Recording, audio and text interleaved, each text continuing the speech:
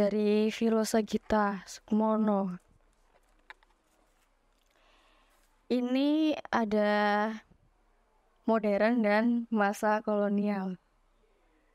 Nyeritain tentang penjajahan zaman dulu dan sekarang lewat televisi. Kalau dulu itu kan penjajahannya kan lebih ke merampas harta tanah. Tapi kalau sekarang ini lebih mudah, simple, hanya lewat kotak aja gitu.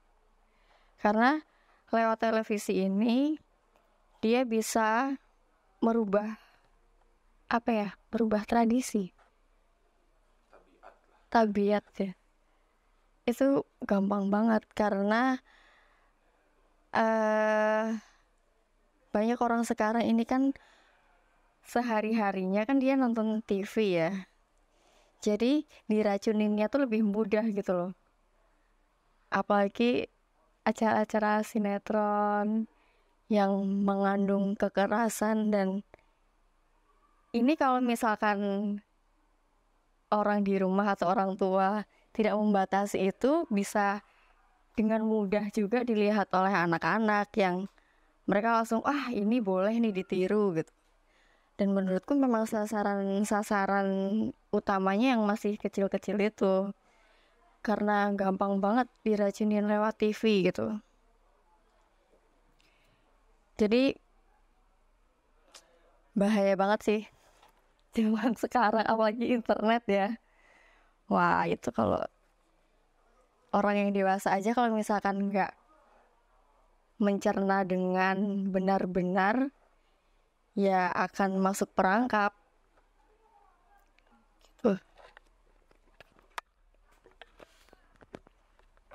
Ya, buku televisi dan kolonialisasi media televisi yang ditulis oleh ini tugas mahasiswa UAS. Kebetulan kami berempat membaca soal prolognya gitu, yang ditulis oleh Filosa Gita Sukmono MA, dosen ilmu komunikasi UMY.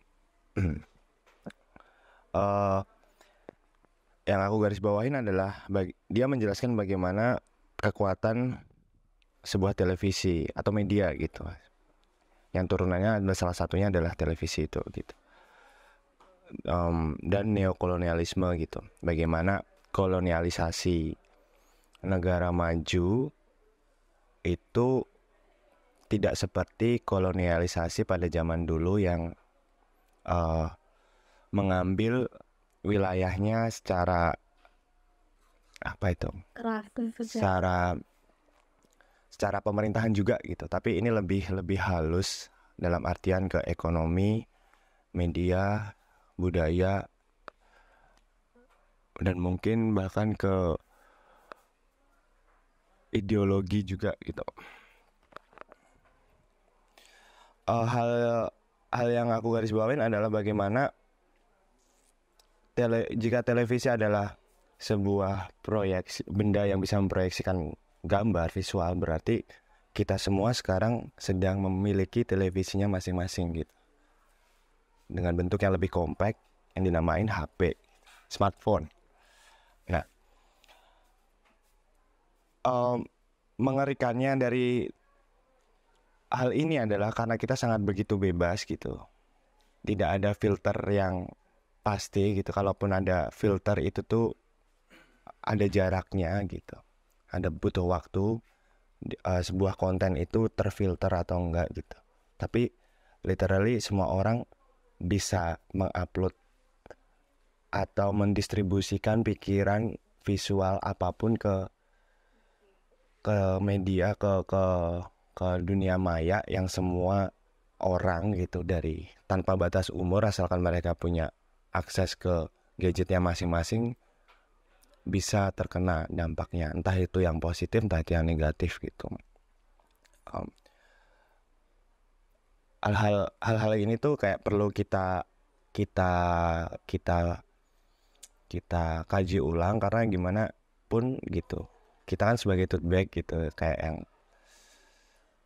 kita perlu tetap mengingat di mana kita berdiri gitu, di mana tote bag itu berasal dari mananya gitu, hal-hal yang berbau. Kadang ketika kita upload hal-hal yang berbau histori itu adalah bagian dari mengingat hal tersebut gitu. Dan salah satu produk tote bag juga pernah ngomongin tentang TV, yaitu TV itu tipu. Benar ya Mas ya? Itu tahun berapa ya? 2014 gitu. Mungkin habis ini Mas Kiki bisa jelasin soal itu kenapa produk itu keluar. Siapa tahu ada hubungannya dengan ini. Ya, bentuk penjajahan baru ya. Pertama terima kasih buat Pak Filosa. Beliau itu dosen penguji skripsi gue waktu itu 2012. Dan kerennya waktu itu di jurusan gue gitu, komunikasi UMY. Pas UAS tuh memang Mas Fajar Junaidi waktu itu pengampunya, dia nyuruh kita gitu untuk menulis atau mengkritisi hal-hal yang berbau dengan media gitu kan, karena kita kuliah dan belajar soal media, kemudian kita harus mengcounter balik gitu. Waktu pas launching kebetulan aku diundang juga. Waktu itu aku cuma ngasih pertanyaan gitu, kenapa kalau misalnya TV itu diisi buku, kebetulan aku udah baca semua buku ini, itu tuh rata-rata keburukan televisi gitu ya, ada iklan, ada yang lain-lain kayak gitu-gitu. Tapi waktu itu kenapa banyak mahasiswaku waktu itu atau ada di kelasku yang masuk kerja ke televisi gitu, padahal sebelumnya ngontor. Tapi pikir positifku adalah mungkin akan mengubah cara dunia mempengaruhi kita gitu kan lewat medium gitu. Terus selanjutnya sebelum sampai ke TV itu tipu, aku malah ingat Andi Rarara waktu itu, street artist Jakarta, di film Di Balik Frekuensinya dokumenter Ojo Agustin, dia bikin street art gitu pakai lakban di depan gedung DPR, tulisannya Tell Lie Vision gitu. Sama juga waktu itu Farid Stevi kalau nggak salah, pameran karakter gitu di TBY juga dia nulis television gitu, karena waktu itu karakternya bentuknya kepalanya televisi kayak gitu-gitu. Tapi soal ini adalah bentuk penjajahan baru gitu, aku yang masih ada pertanyaan tuh, buku ini tuh apakah masih relevan gitu ketika dibaca sekarang gitu oleh anak muda, atau sebaiknya buku ini dikasih ke orang-orang tua kita yang ada di rumah gitu, yang mungkin hiburannya hanya televisi atau cucunya gitu, atau malah buku ini kita ceritakan ulang ke anak-anak kita yang masih kecil gitu. Itu ini sebaiknya buku ini dikemanain ya gitu, kok kita tahun ini masih baca itu gitu. Sementara Rolin tadi udah bilang bahwa mediumnya sekarang kemudian berganti ke yang lebih kecil gitu, tadinya 14 inch sekarang udah jadi 7 inch bahkan kayak gitu-gitu semuanya gitu.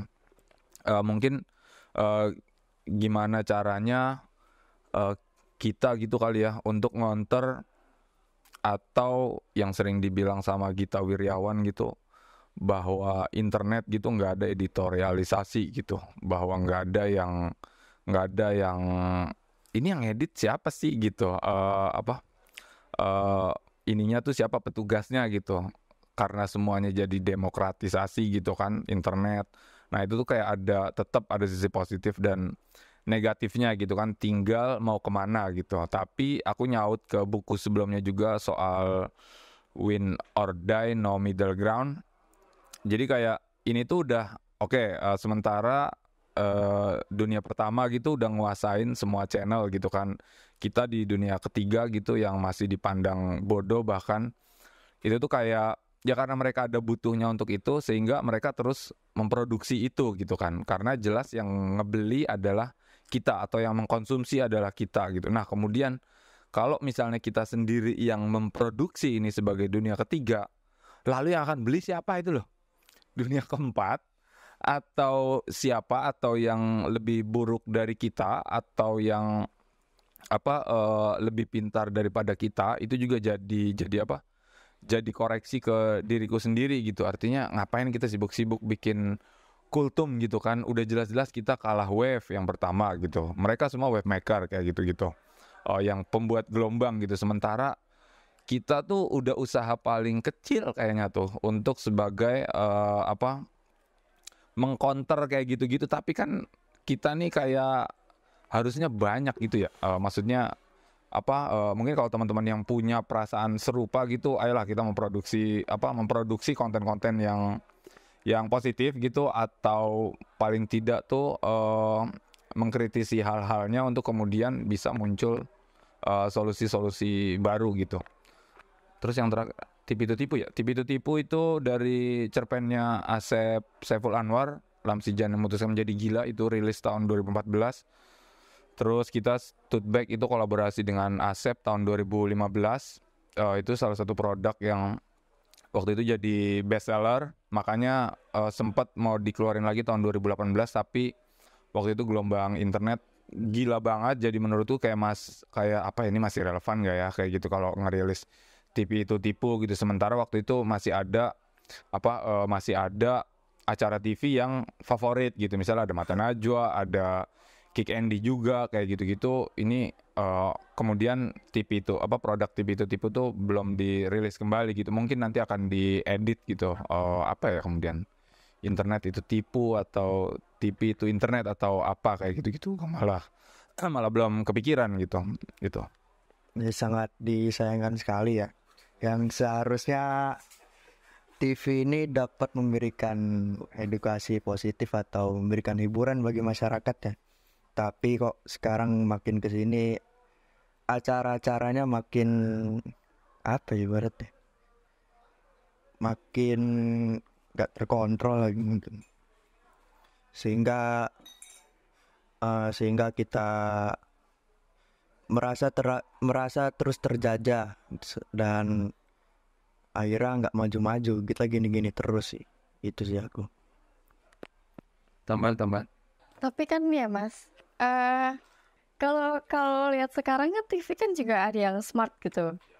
Tapi untuk di Indonesia ini yang kan karena masih banyak masyarakat kita yang di bawah, sehingga nggak bisa tuh kita nonton tayangan-tayangan yang membuat penontonnya lebih smart gitu. Yang ada dia nonton tayangan TV yang sekarang sinetron lah, sinetron kejar tayang gitu loh. Nah, itu gimana tuh? Karena kayak yang tadi aku bilang, yang di atas makin di atas, yang di bawah makin di bawah gitu. Karena kan konsumsi tiap harinya kan yang disajikan yang gitu-gitu ya. Jadi pemikirannya malah tambah primitif gitu loh.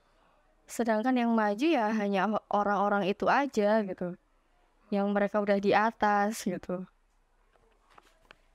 Lagi tambah.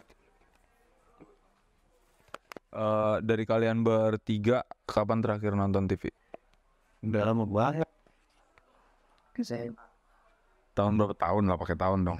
2018an terakhir. Terus sekarang nontonnya apa? Lebih sering nonton film sih sekarang.